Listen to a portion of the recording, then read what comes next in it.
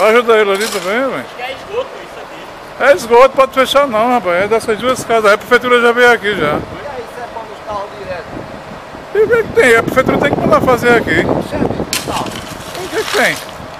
Bota lá pelo viaduto. Ah, era bom demais. Então seja tudo avaliado aí, certo? Mas cadê que ela vai lá pagar? Vai ter isso. É, fazer aqui, mandar pra... E eu fazer o quê? Eu vou brigar com eles dois aí? O que eles estão fazendo aí? Você possa aí, filho. Vai ficar assim. Vai ficar assim também a frente da casa? E tu queria que fosse na frente da tua casa? E você queria que fosse na sua casa?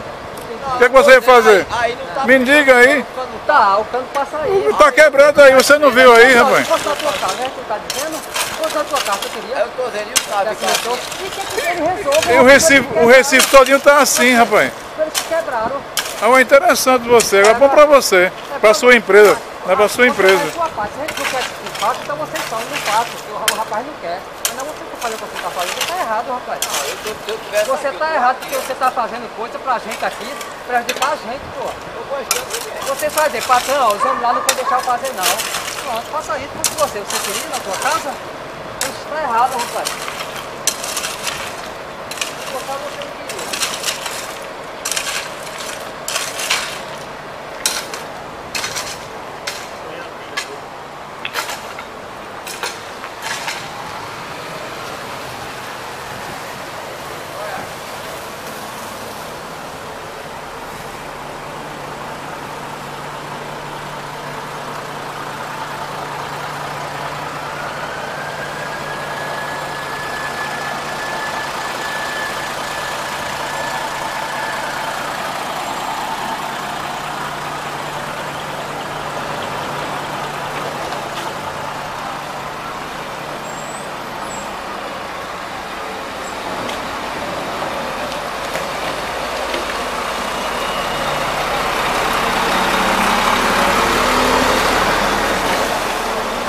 Agora vai sobrar pra vocês.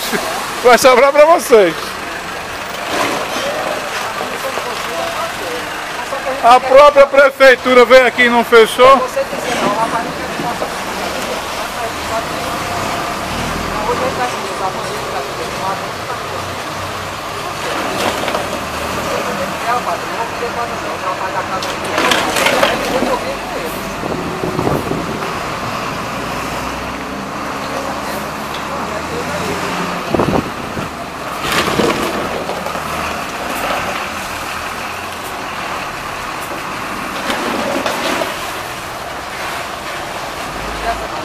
Eu tiraria.